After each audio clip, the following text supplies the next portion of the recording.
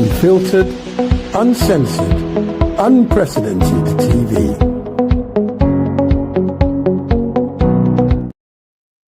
Hello and welcome to Countdown with me, Basil Valentine, here on Unprecedented TV for Friday, the 29th of August. Yes, this long, hot summer, the hottest I can remember. I mean, I've never known a period where we've had such sustained humidity here in the UK, absolutely boiling day after day, week after week, heat wave after heat wave. And in between the heat waves, it's been very hot, but finally a bit of a break in the weather. We've got some rain here in the southeast at last, much needed. All the plants need it, and things finally cooling down a little bit. When it comes to global warming, well, personally, I think it's probably got a lot more to do with the sun than anything else. After all, the sun decides sustains all our life here on Earth, doesn't it, as well? And the sun's activity is a lot more variable than a lot of people give it credit for. So, when people say that the sun has nothing to do with global temperatures, that's a bit like saying that the temperature in the room has nothing to do with the setting on the heater and is entirely concerned with the extent to which we are farting. So, to me, the sun seems hotter than it ever has.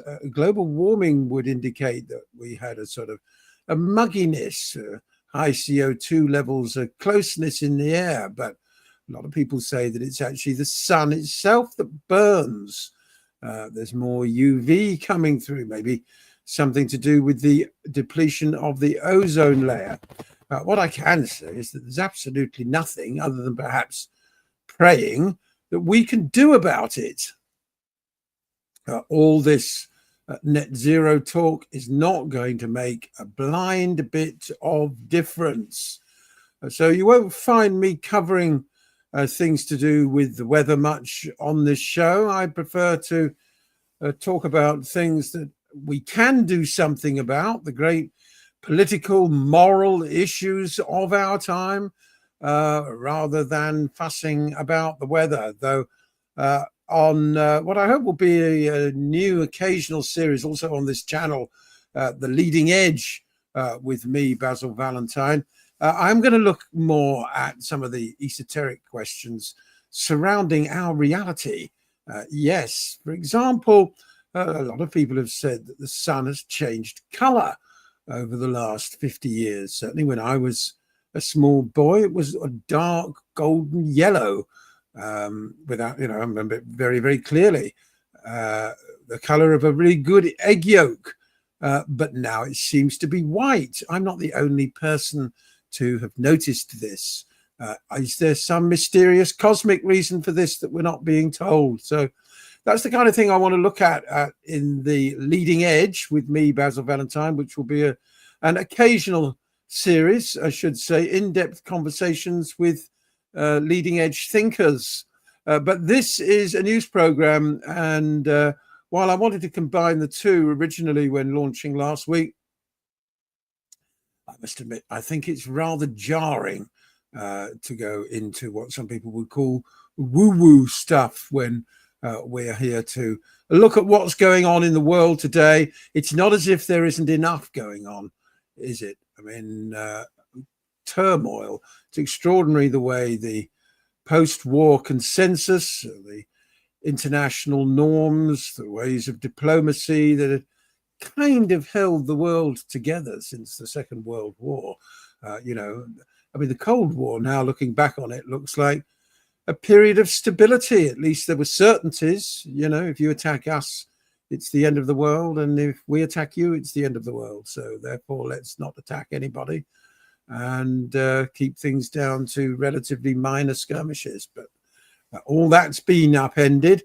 There's talk of war here in the United Kingdom. That moron Starmer seems to think that we're living in a very dangerous world. This is why these people are so dangerous. They don't seem to understand that we're not interested in their violent projections of dystopia. We all want to live in a peaceful world of prosperity where we can focus on our own individuated consciousness, focus on evolving our societies to more harmonious and prosperous ones. We don't want to go to war with peoples of other countries with whom we have no beef. But it seems that's the road that what we sometimes call the dark T-shirts want to take us down. And if you want to find dark T-shirts, you'll find a whole nest of them in the Middle East. And that's our number one story on the countdown today. The IDF are moving in for the kill in Gaza. Planes and tanks have been pounding parts of Gaza City over the past week, and Israeli tanks and armored vehicles have now been deployed to the outskirts of the city. They declared that anybody who wasn't willing to move is a terrorist and therefore earmarked for murder, for elimination. Around 1 million Palestinians, many of whom are too frail or too old or too ill to keep moving, are expected to be either murdered or displaced. Now, we could be on the eve of a truly horrendous massacre. Well, I mean, it's been massacre after massacre, hasn't it? But whereas most of these massacres have been confined to hundreds of people in a single day, this could turn out to be thousands of people in a single day. It's not surprising that the Pope himself has intervened. In his address yesterday. He called for an end to the fighting, and particularly poignant his message because Gazan Christians in the city who are too ill have said they will stay, and so they've been earmarked for destruction. First of all, number one, here's the Pope.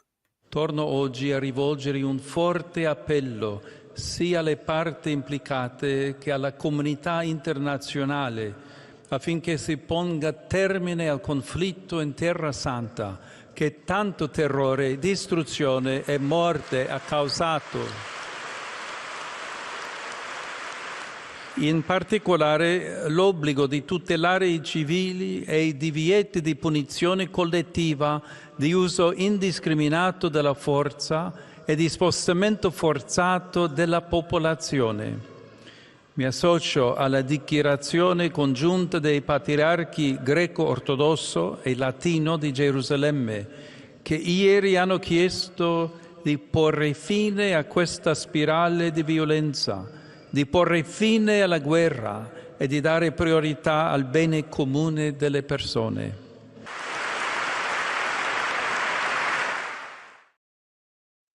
I'm afraid I think the Pope is whistling in the wind. This is the tweet that came out from the so-called Jewish Policy Center. Important to understand, if Gaza Christians believe Israel will not conduct its war in Gaza City, they are mistaken. They have implanted themselves in a battlefield. They are part of the battle. If they are looking for martyrdom, well, in other words, well, then they'll simply be murdered. And that was in response, of course, to the news that Gazan Christians are choosing to remain, even if it means risking their lives, rather than abandoning their churches. Now, apparently that tweet has since been deleted, but not before the likes of Tucker Carlson got involved. Tucker, of course, a leading candidate for anti-Semite of the year this year. Here he goes. This was posted on X a few hours ago. Just another casual threat to murder Christians. I'd be interested to know who's associated with the Jewish Policy Center. It'd even be more revealing to know what Ted Cruz, Speaker Mike Johnson, and other self-described Christians in Congress think of it. Maybe someone will ask them. Maybe they will, but maybe they won't. Unfortunately, one of the hallmarks of this genocide is that key politicians very rarely find themselves placed on the spot.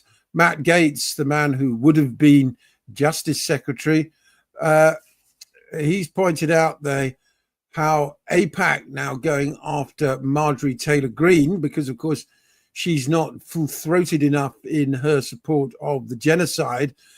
So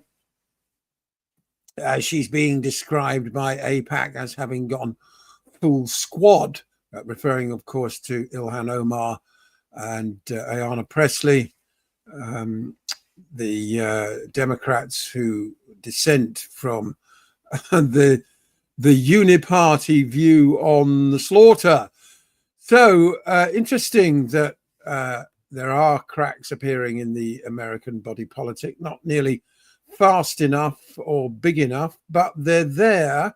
And why are they there? Well, finally, it was because of the famine, wasn't it? It seemed okay to blow children to bits on a regular basis, but once you start starving them to death, and you have those pictures reminiscent, I remember, of Biafra back in the late 1960s, was it? When I was a kid, we saw these starving children. Everybody was absolutely horrified, and the world moved to do something about it. Likewise, of course, the Ethiopian famine that prompted Live Aid, but doesn't matter quite so much if they're Palestinian children. Here's Al Jazeera's latest report on the Israeli engineered famine in Gaza. Hunger has carved away at the bodies of Gaza's elderly, turning them into living skeletons. Paper-thin skin and visible bones tell the story of the Israeli engineered famine in Gaza. The famine has caused me to lose weight. I dropped from 78 kilograms to just 42. There's no food and we have no money to buy any. Prices are extremely high. Look at what has become of me. My hands used to be full and strong. Now they're just skin and bone. There's no muscle left, no flesh. Look at my legs, my feet. All I eat is half a loaf of bread because that's all we have. Sometimes I eat only salt because there is nothing else. Riyad Al-Ghazali is just one of many elderly Palestinians who endure this daily battle. His wife Nida Abu Sha'ban says, sometimes they go to sleep without dinner. The soup kitchen doesn't help much. We haven't had meat or cheese in 3 months. We try to silence our hunger with tiny amounts of food. In Gaza's nursing homes, caregivers have little to offer their elderly patients. Some are so weak they can no longer move. In recent months, we lost 5 elders to hunger and starvation. We have no basic supplies. Nothing is available in markets or even charity kitchens. We lost 20 elderly patients during the war out of a total of around 40 residents at the centre. We're going through an extremely difficult time. The elderly are physically frail and their mental health is deteriorating day by day. They're wasting away until they become nothing but skin and bone. It's not only the physical deterioration. Doctors warn a lack of food takes its toll on mental health too. Gaza's elderly are facing a silent battle against starvation. Their strength fades as hunger takes hold, and the crisis grows more urgent every single day. Muad Al-Kahlout, Al Jazeera, from Gaza City, Palestine. Don't miss out and get the full picture. Subscribe. This is my 3rd attempt to try to sail. It's worth remembering, thanks to Al Jazeera for that, that it is, of course, the duty of all countries to prevent genocide. That was enshrined in the United Nations in 1948. So really, we should be seeing military intervention now to ensure that adequate humanitarian supplies enter Gaza. In fact, what's happening is quite the opposite. We're seeing Western governments colluding with the genocidaires, providing diplomatic cover. In the UK's case, as continuing to provide spy flights over Gaza. I'm pleased to say that there is an initiative, the Global Sumud Flotilla, who are aiming to break the seas. You may remember Greta Thunberg was shamefully, really, attacked for sailing with the first boat. My friend Frank Romano was on the Hamdallah, the second boat that went. Everybody was arrested, roughed up, and then deported by the Israelis in what was an act of piracy. They weren't in Israeli territorial waters when the boats were boarded. Those were 2 individual boats, but of course, the new initiative is to sail with dozens of boats, which will surely prompt something of an international incident, if nothing else. Here is Greta Thunberg talking about the sailings, which are due to set off this weekend from Barcelona and then subsequently from Tunis, possibly as many as 50 boats aiming to break the starvation and the humanitarian crisis in Gaza. This is my 3rd attempt to try to sail with humanitarian aid to break Israel's illegal siege on Gaza and open up a humanitarian corridor. But there have been 38 previous attempts just for the Freedom Flotilla Coalition, and now with the Global Sumud Flotilla, this is unprecedented. We are mobilizing people from all over the world with dozens of boats sailing from Barcelona first, and then more boats joining us from other ports around the Mediterranean Sea. And we are doing this because we are facing a genocide. We are seeing people being deliberately deprived of their basic means to sustain life. And this is a continuation of the suffocating oppression that Palestinians have been living under for decades. And we simply have no choice. If we have any sense of humanity left, we cannot just sit by and watch this unfolding. When our governments and those in power fail to step up, it falls on us as human beings to step up and take that responsibility, unfortunately. What we are trying to do with these missions is both to exercise our democratic rights, to use our voices to sail on international water, delivering humanitarian aid, opening up a humanitarian corridor, which is our right to do. We are just trying to uphold international law here.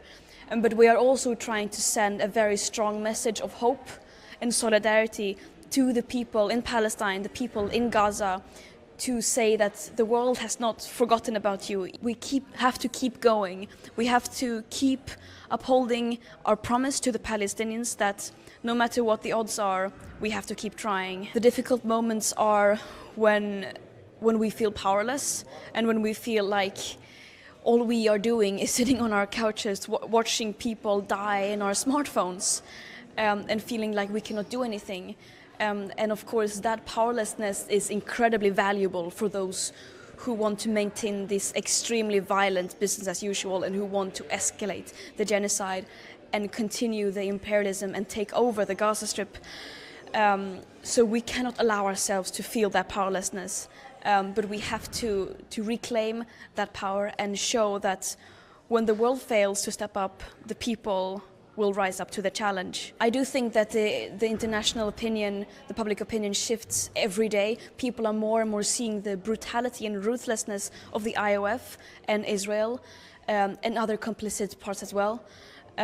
People are waking up, and it is no longer morally possible to defend anything. Even though they are desperately trying to do so, and it hasn't been for many decades, but now more than ever, I think people are starting to see the truth. And there is for sure a momentum building, which we can see not the least with this initiative, with the Global Sumud Flotilla, where 26,000 people signed up to take part in this mission. It is clearer now than ever that Israel is not even trying to hide their war crimes in killing journalists. And you do not kill journalists unless you have something to hide. The world is now watching, and they know that the camera is one of the most powerful weapons, and that's why Israel is deliberately targeting journalists. And if that is not a sign of their genocidal intent, then I don't know what is. Now, thanks to Middle East Eye, I was never a fan of Greta Thunberg, but I must admit, I think she's matured extremely well, and it's great to see her. She's really very eloquent and up to speed with what's going on.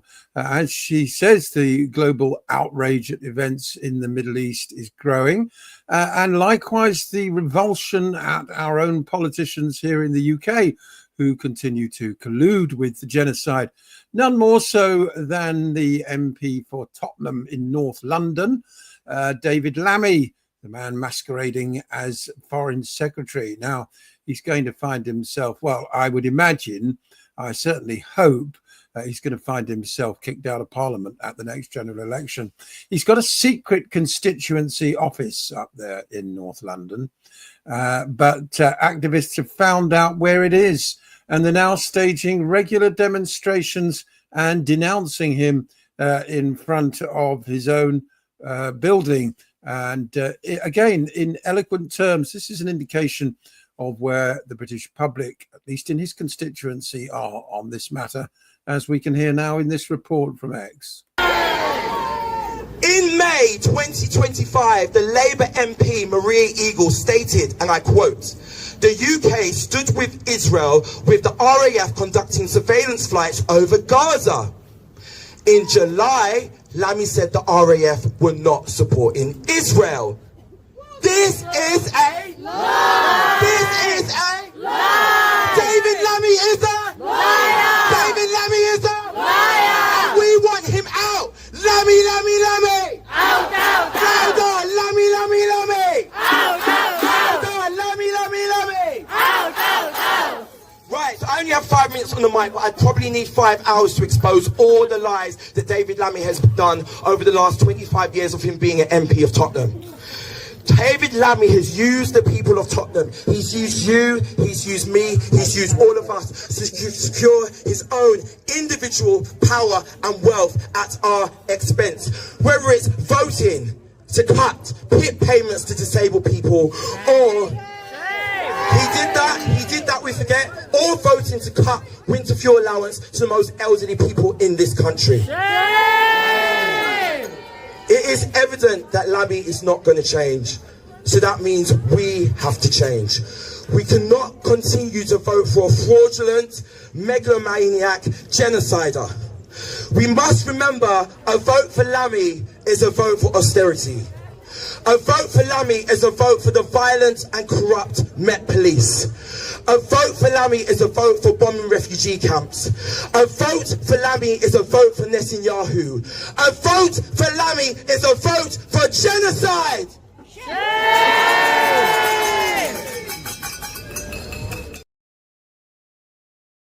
So we can only hope that that feeling is sustained for the next 4 years, and that we do indeed see the end of David Lammy. I'd like to see the end of the Labour Party as presently constituted. It's no longer fit for purpose. It's just a sort of cadre of self-serving careerist neoliberals, entirely detached from any moral or philosophical basis whatsoever. They just make things up on the hoof and do the best they can to line their own pockets. Another example is Rachel Reeves. A lot of people have been looking at Wes Streeting and his ties to the healthcare industry, always looking to peel bits off the NHS and privatise it. Quite unnecessary, of course. But what about the Chancellor? I'm going to make a feature on this programme of exposing the corruption of various Labour members of Parliament. And today, here we are, number 2 story on the countdown. What about Rachel Reeves? We talk a lot here about the donations that Wes Streeting has been taking from people and companies linked to the private healthcare sector, but I think we need to start talking about Rachel Reeves as well, guys. Just to give you the background, I run an organisation called Every Doctor, which is a non-profit campaigning organisation, and we've been running a big project recently looking into the financial links between politicians and the private healthcare sector. And we have found that Rachel Reeves, in total, between January 2023 and March 2025, has taken £94,043 in terms of donations and donations in kind from people and companies linked to the private healthcare sector. And I wanted to give you one of the examples. So there is an organisation called FGS Global Limited, and they are lobbyists. And Rachel Reeves declared that FGS Global provided her with a campaign advisor between February and May 2024, which is a donation in kind that's worth more than £17,000. The firm also funded a further £12,929 of logistical costs for Reeves at the Labour Party conference in October 2024. Let me tell you a little bit more about FGS Global. So 2 things. So It says, this is from our research, the political lobbying firm FGS Global declared that it lobbied the government on behalf of Optum, the UK subsidiary of US private healthcare group United Health, between July and September 2024. And FGS Global's other clients have included Ernst & Young, which has been criticised for charging the NHS more than £2,000 a day for its consultants, and Accord Healthcare, a UK pharmaceutical company, which was fined for overcharging the NHS. Now, firstly, I'll put the link to look at all our research at the bottom here. I don't know what you guys think about this. I don't think Rachel Reeves should have any link whatsoever with people and companies linked to the private healthcare sector. And I don't think any politician should, actually. And it's so important that we focus on this right now, because this new Labour government is advancing NHS privatisation. We need to pay attention to what's going on. If you agree with that, if you oppose NHS privatisation and you want to pay attention to what politicians are doing, please give me a follow, hit the like button and share this so that somebody else sees this video. And Every Doctor will continue doing as much as we can to pay attention to this situation. Yeah, there we go. She's a doctor on X.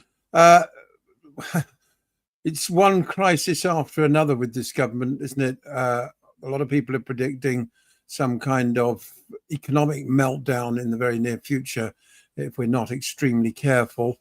On the one hand, the government say they want to reduce immigration, but at the same time, that is the only thing that they, and indeed the previous Conservative government, have got that keeps the economy afloat, because of course more people coming in means more tax revenues, even if individuals, particularly those of us that have been here for a longer time, suffer lower living standards. This was pointed out by the economist Maureen Khan on Newsnight, and is our number 3 story on the countdown today. Well, it's an interesting question if the Prime Minister believes that he's got more ability to control illegal immigration than he has to raise growth. So maybe it's an admission that this idea that the government is in control of growth in any medium or long-term sense has also been put to the wayside. But the fact that the two are not being intimately connected is also a complete failure of this government. So the Prime Minister is very vocal on the issues of illegal immigration. The Chancellor, whose job it is to ensure that people are working in this country and the economy is growing, also needs migration. And the conflation between illegal immigrants and migrants is one that is made by reform. That line is deliberately blurred, and I think it's going to get blurred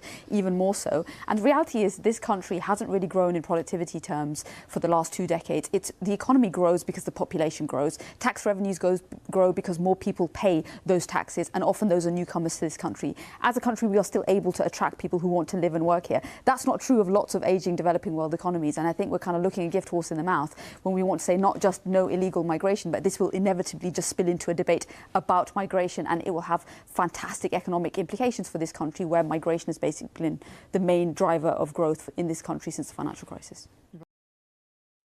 She makes a very good point. It would be nice if the government actually did something meaningful to generate domestic growth, like cutting taxes on small businesses. It's done quite the reverse. It put up the national insurance contributions, which I know for a fact have driven dozens of small businesses to the wall. What about also doing something to reduce business rates? We see so many empty shops in city centres.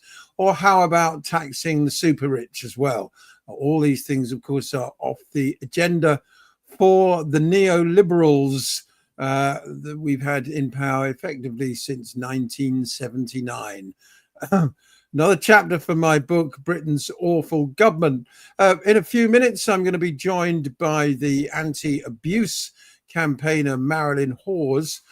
She, of course, is the CEO of Freedom from Abuse, the campaigning organization. But first, we're fast approaching the anniversary of the event that changed the world. Yes, I've referred to it as a timeline genocide before. I'm talking, of course, about 9/11. Now, it seems that 9/11 truth, what actually happened on that day, is a subject that had fallen, well, certainly not into disrepute, but we'd all moved on, hadn't we, really? Perhaps it was time to just forget about it. Well, maybe not. It seems that one or two people from the more, shall we say,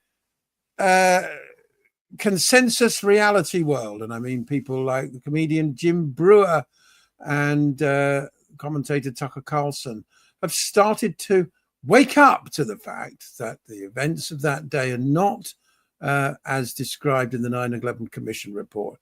First, here's the always energetic and entertaining Jim Brewer with a quick look at the collapse of the two buildings. Here's where people don't use just your own thinking. The buildings went straight down. Everyone knows that. Demolition. And what's the excuse that everyone says? Well, it's because it was so hot. Think about that. It was so hot that the beams just melted. So let me ask you this. Before they collapsed and the fire was so hot that it melted steel, what were the human beings doing 5-10 feet above them in the walls, waving scarves for their lives? How are they not burnt? So the heat rises. Common sense would tell you heat rises. But this heat melted downward, and but the people on top, help!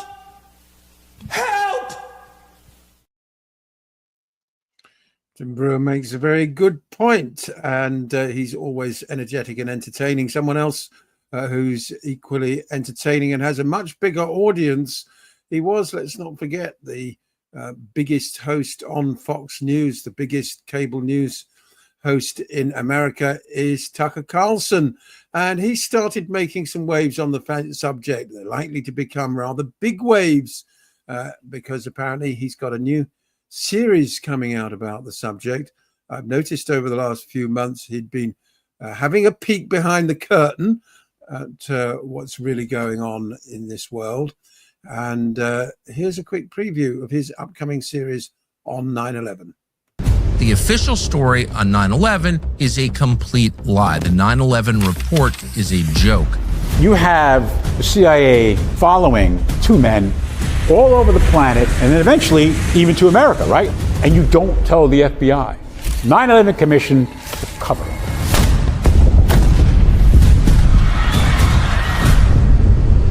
So what did happen? What did the government know?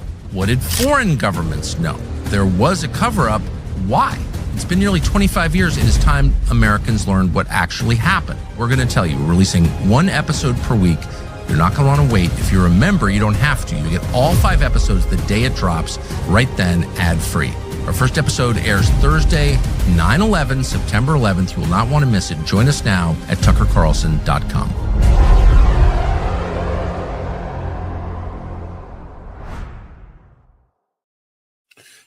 Playing an ad there for tuckercarlson.com. I'm very interested to see how far he goes with that. Is he going to actually look for who the real perpetrators were, or will he confine himself to simply examining the physical evidence, which is that the buildings did not collapse because any planes flew into them, and indeed that Osama bin Laden had nothing whatsoever to do with it. Worth always remembering that he denied having anything to do with it. And I grew up always thinking that the whole point of terrorist outrages was that you claimed responsibility and thereby drew attention to your cause.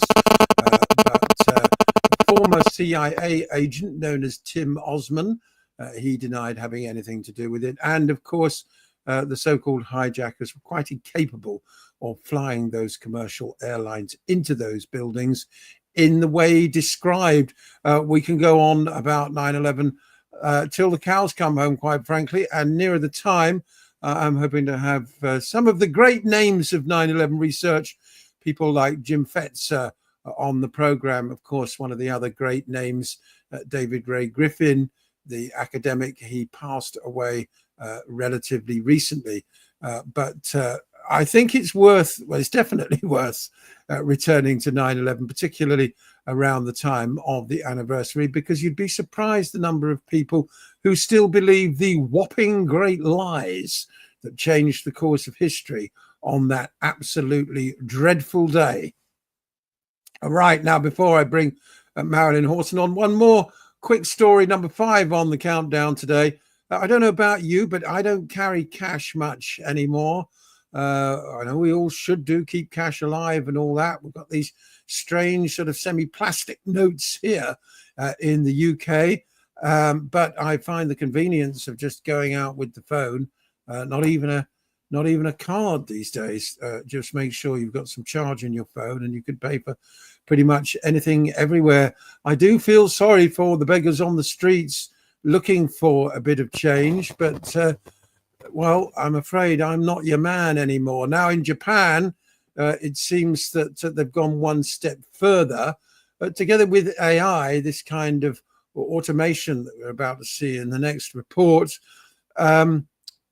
might mean yet more unemployment. Is this going to be the way of the future, or are we going to organize a mass boycott of such stores? Anyway, here is a report from NHK Japan on the latest developments in smart stores. Not only no cash, no people either. Automation in stores has been gradually increasing across Japan in recent years. Many cashier-less shops use self-checkout systems, but a new outlet that opened in July takes the trend a step further. It doesn't even have a register. We went to find out how it works. A smart store opened early July at Osaka Electrocommunication University in Neagawa, Western Japan.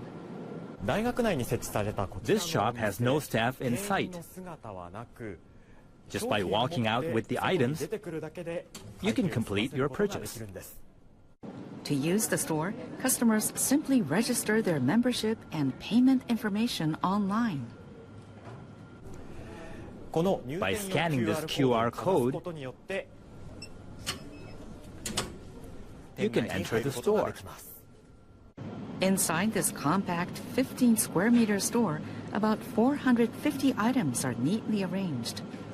It stocks stationery, snacks, bento meals, and even false eyelashes, products popular among young people. So how does shopping work without a register? A weight detecting sensor is in the shelf. And if you look up, can you see them? Cameras. 11 AI-powered cameras are installed on the ceiling. With sensors, the system can detect which items are picked up and how many. It can automatically track purchases. As you walk out through the gate, your payment is completed. The transaction and a breakdown of the items purchased can be confirmed on a cell phone display.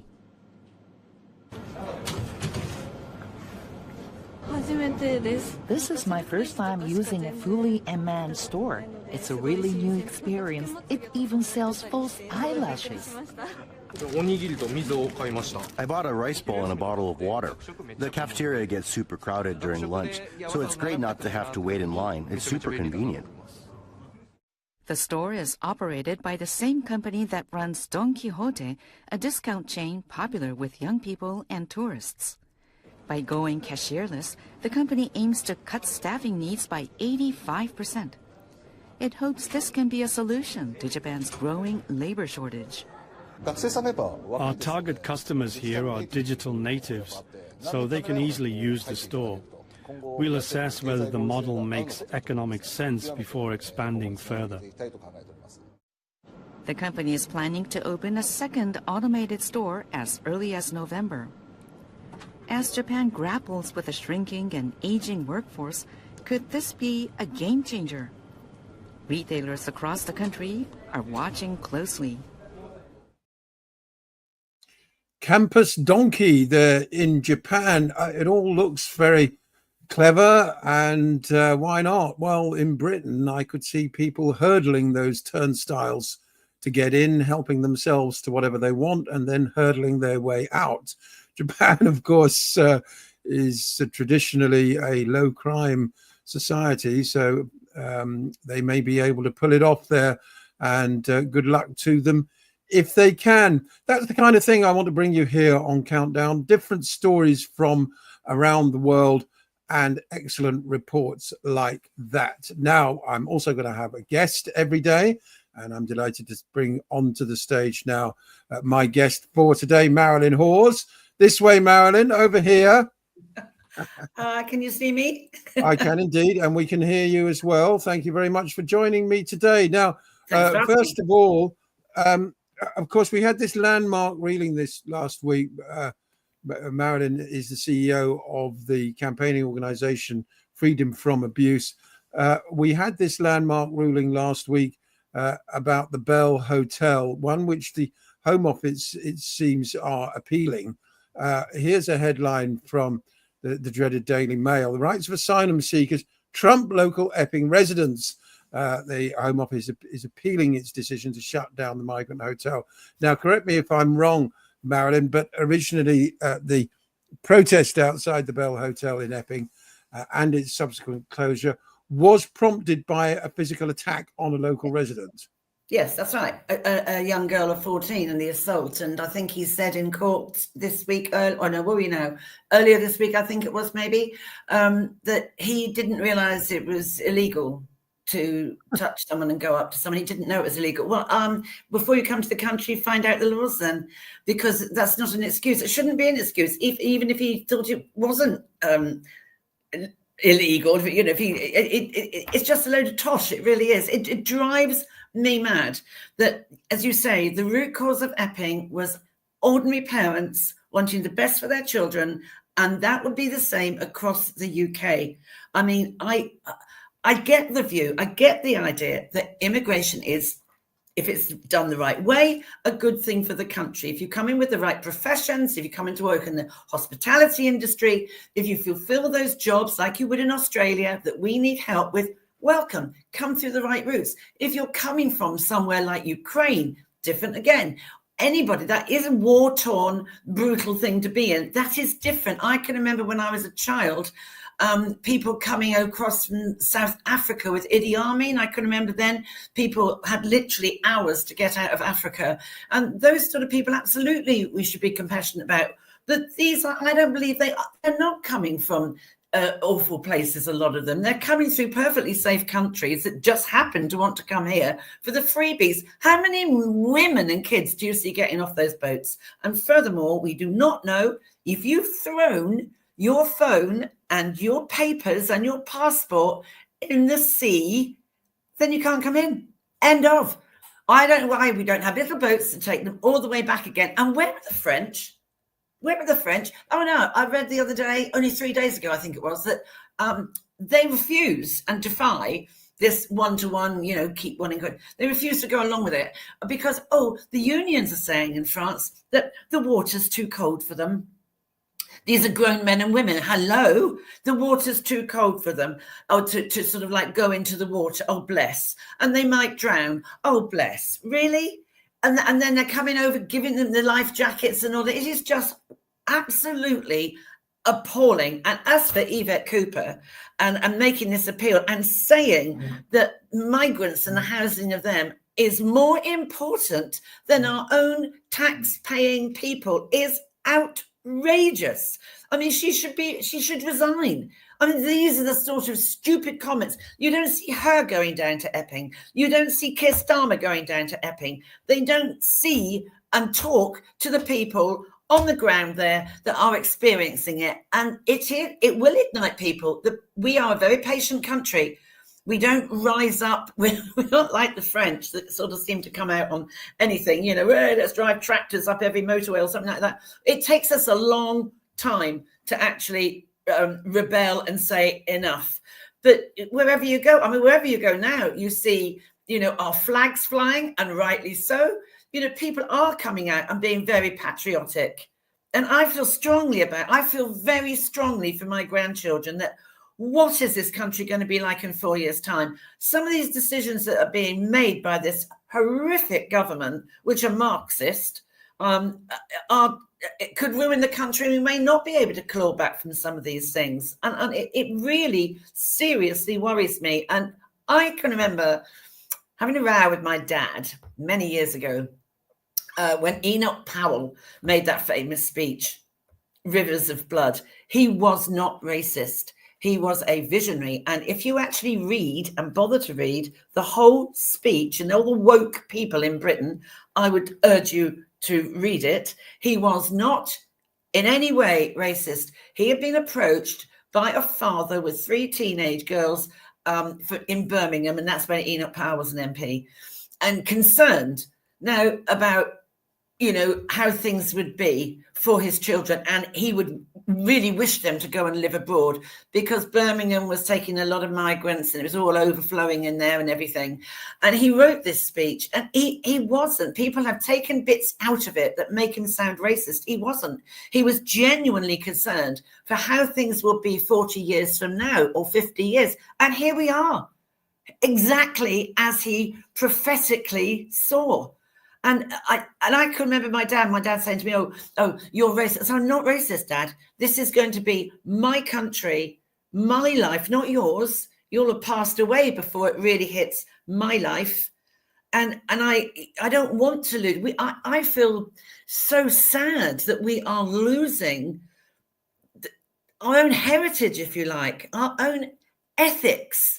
This government doesn't have a moral compass. They really don't. You know, he makes these rules up. He signs stuff off. Like, he's a complete control freak. No one can challenge him because they're going to lose the whip if they do. I mean, I am absolutely horrified by it. I'm really horrified by it. And I just hope if these people in Epping are allowed to stay, either which way, if they're allowed to stay, it's going to cause uproar. If they have to move, wherever they're going to move to. Well, they shouldn't have been put in hotels in the first place. The judge is going to rule, actually, just as soon as we come off air at 2:00, the injunction being sought by the Home Office to keep that hotel and others open, because, of course, other councils are looking at closing the migrant hotels in their area too. And just as a side note, it's worth pointing out as well, of course, that so many hotel rooms are being taken up by migrants that drives up the price of hotel rooms for the rest of us. Because, of course, a lot of cheaper hotels where you might have got a room for 40 or 50 quid a night, they're full of migrants. So, unfortunately, now if you want to go and stay somewhere, you've got to pay. Exactly, Basil. I went to Scarborough because I did some work across Scarborough hotels last year, September last year. And there's this huge, I think it's a Grand Hotel in Scarborough. And it's full of them. It's full of them. I mean, and I don't wish to I know they're human beings and I know they want a better life, but so many of them are coming here and giving us a 2-finger salute and completely taking the mick out of us. Why are they being given a phone? Why are they being given a 50 quid card? Why are they being given free entry to a gymnasium where most of us can't afford to go? Why are they being given this, that and the other? You know, that's the thing that's really, I think, winding people up. I'd like to go and stay in a 4-star hotel. Thank you very much. You know, if you're going to detain them in proper detention centres, you know, and make sure those are guarded so they can't get out on the streets. Sorry, that might actually be a deterrent. Oh, guess what? I am going to I might go and stay at the Europa Hotel or something like that, or down in Canary Wharf. Very nice, thank you very much. How can they afford all these? I don't know if you saw the undercover film that I've seen of life in a migrant hotel where they're buying stuff off Amazon. I thought they had no money. I mean, and then they're gambling in some of the gaming places. What are they doing out on the streets? You don't know who these people are. And that's what gets me. This country the government are not safeguarding the own people who have a right to live here, who have contributed all our lives, who I have seen this with my own eyes and I have experienced it. So my husband has dementia and Parkinson's, and occasionally we have to go to A&E. I have sat in A&E in Bedford, and I have seen migrants go through first. I've seen it for myself. I would never have thought it was going to happen. People say it has happened. It does happen. I've seen it. Why? Why are they getting free dentistry? I have to take my husband to the dentist this coming week, and I've got to pay £326. Why should we have to pay? And these people come in free. How do we know what germs and diseases they're coming in with? Diphtheria is on the rise again. That was eradicated in our country. What diseases are they bringing in? Because they don't come from countries that are clean and have all these, like the NHS stuff with all the immunisation. All these things they are not looking at. And Yvette Cooper is absolute joke. She really is. Well, they all are. They all are. And I just wish. I'll tell you what I will always feel with this as well. Where is the king? I mean, isn't he allowed to dissolve Parliament? Can't he say, but then he's woke, isn't he? Can't he say enough is enough? You know, where is the moral ethic standpoint in this country? And that's why people are coming out and waving their flags. And the government aren't listening to them.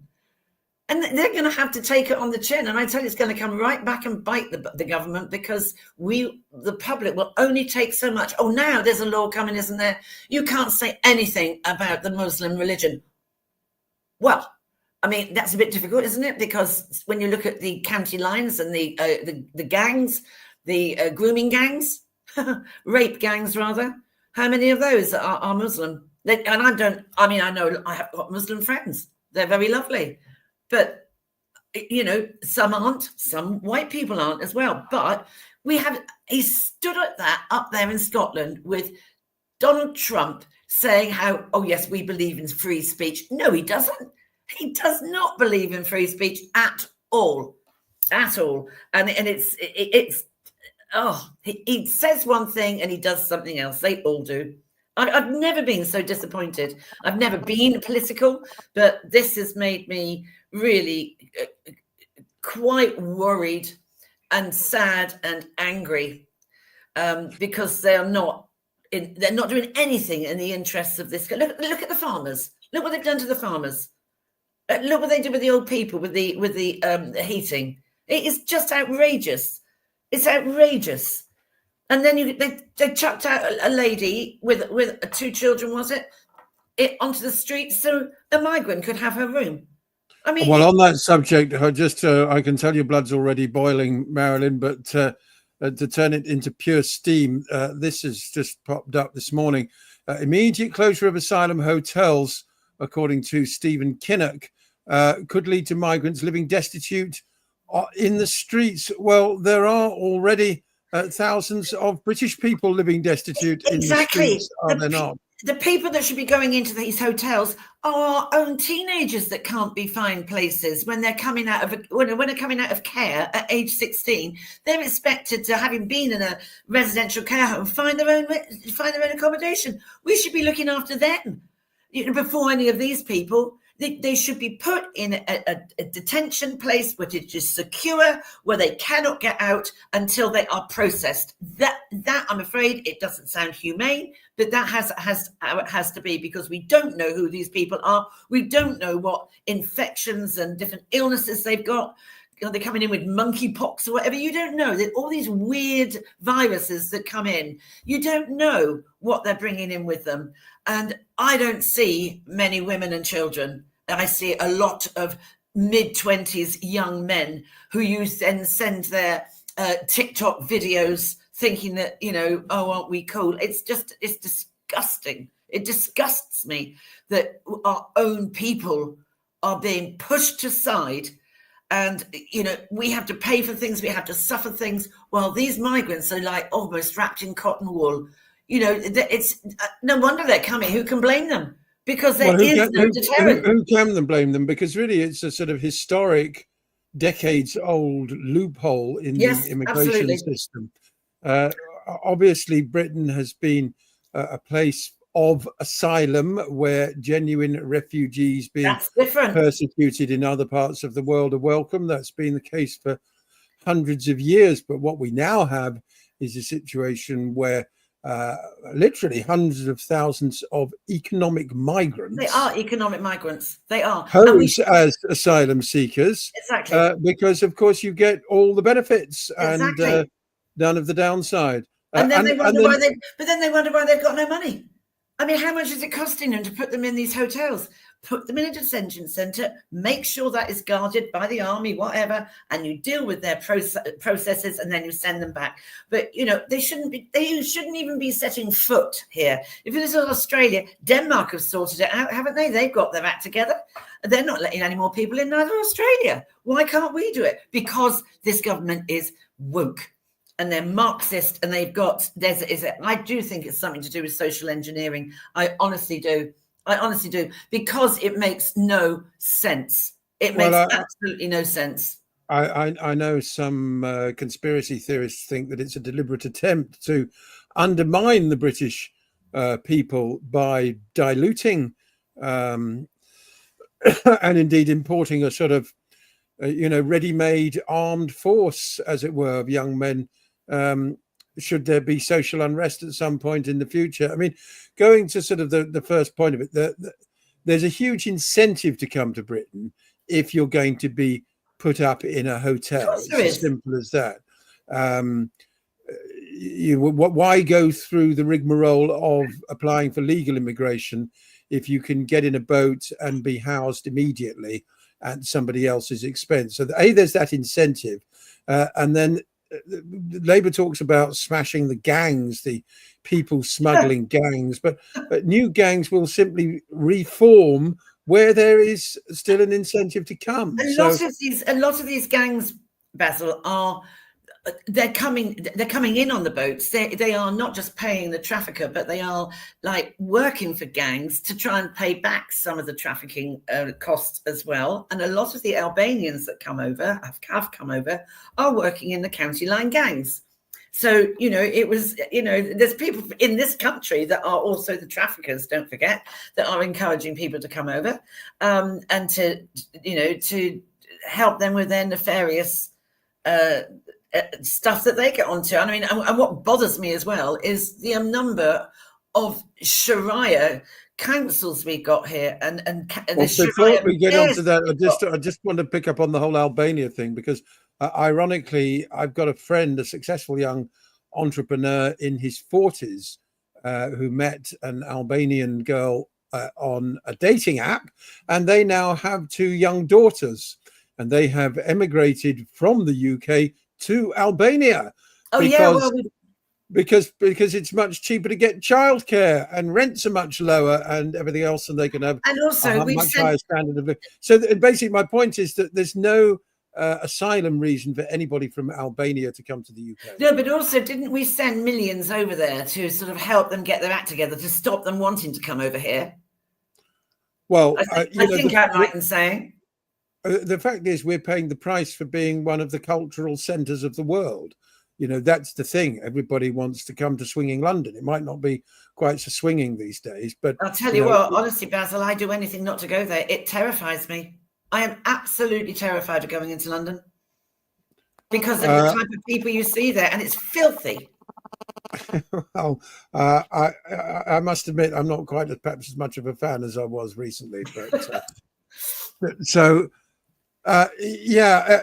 can you see anything being done about it in the next 4 years? Of course, the other thing Labour want to do is build lots of houses all over the green belt in order to house Britain's ever-rising population.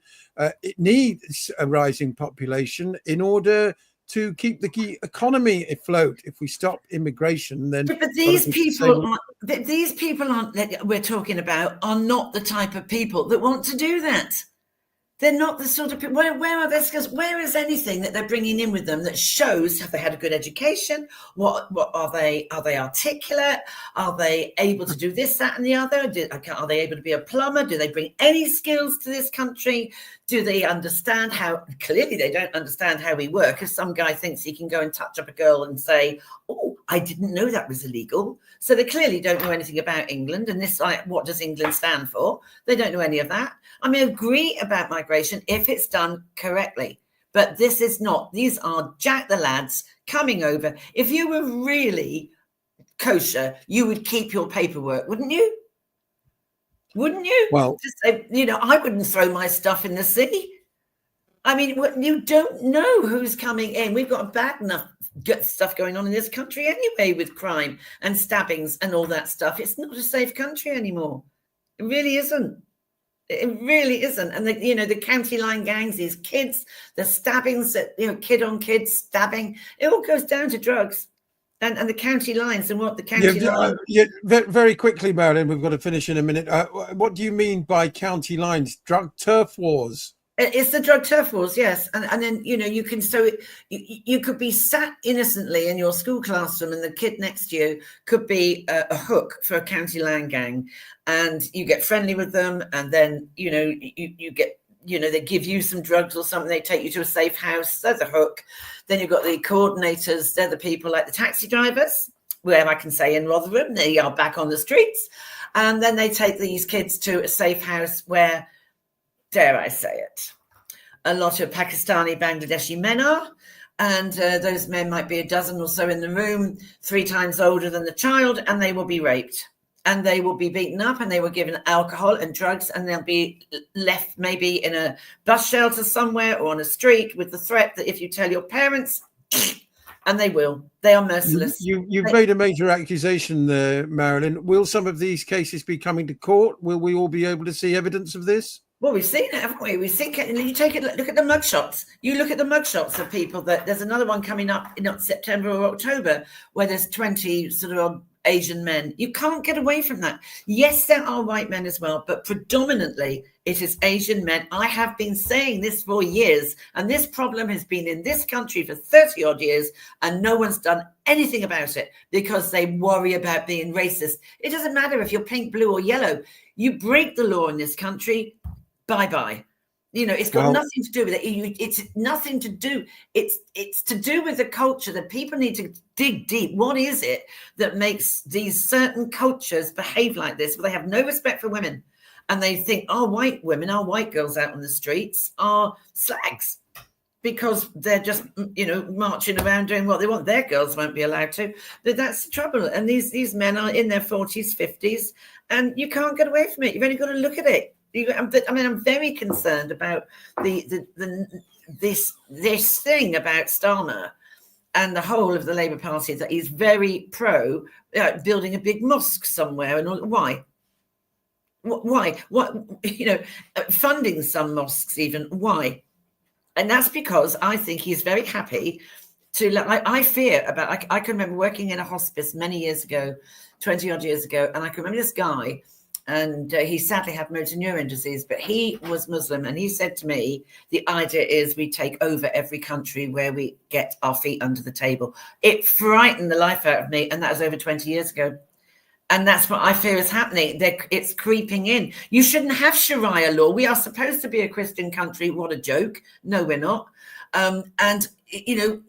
Why are they letting Sharia law? There are some people, some of these imams that are marrying some of their people to young underage women. What about honor-based violence? All this stuff, it comes from that culture. And it's, what about female genital mutilation? Doesn't happen with our people. It's ruining the fabric of the society that we've treasured and love and are proud of. And I'm kind of embarrassed when I go away now to say, yes, I come from England. I actually say to people, why on earth, if you come here, you must be mad. If I was a young person now and I had no people relying on me. I wouldn't live here. I would not live here. I worry how it is. You can find nice little pockets of it somewhere down in Cornwall, maybe, or where I've just been recently down in Wiltshire, but it's not going to be like in 4 years' time. And I worry about my children, my grandchildren. What is their life going to be like? What chances have they got?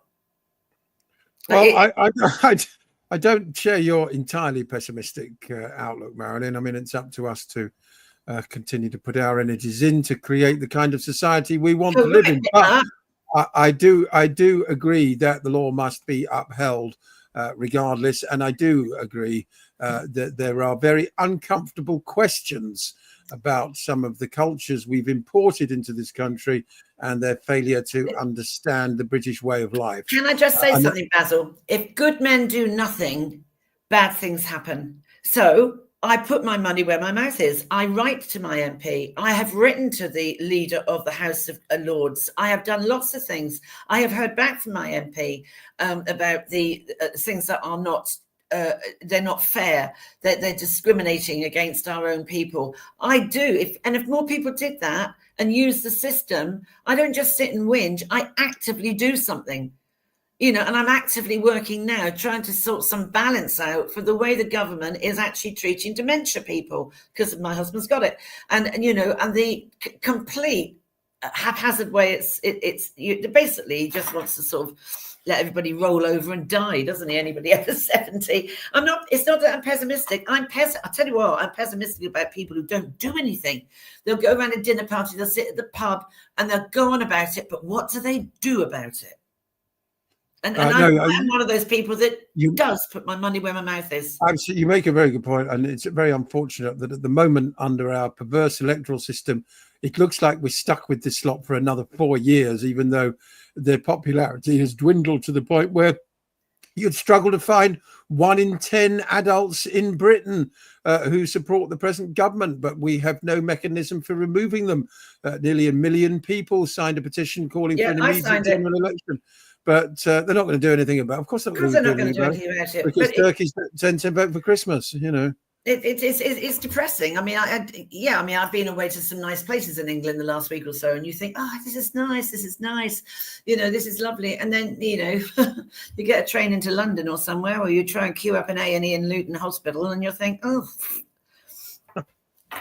I'm sorry. Right, we've got to leave it there. I want to wish all our viewers and listeners a wonderful weekend. I'm Basil Valentine. This is Countdown.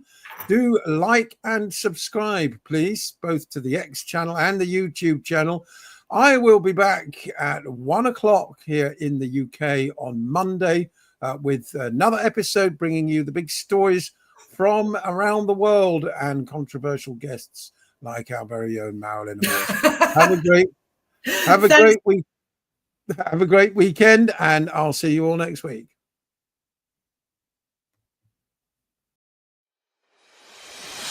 Unfiltered, uncensored, unprecedented TV.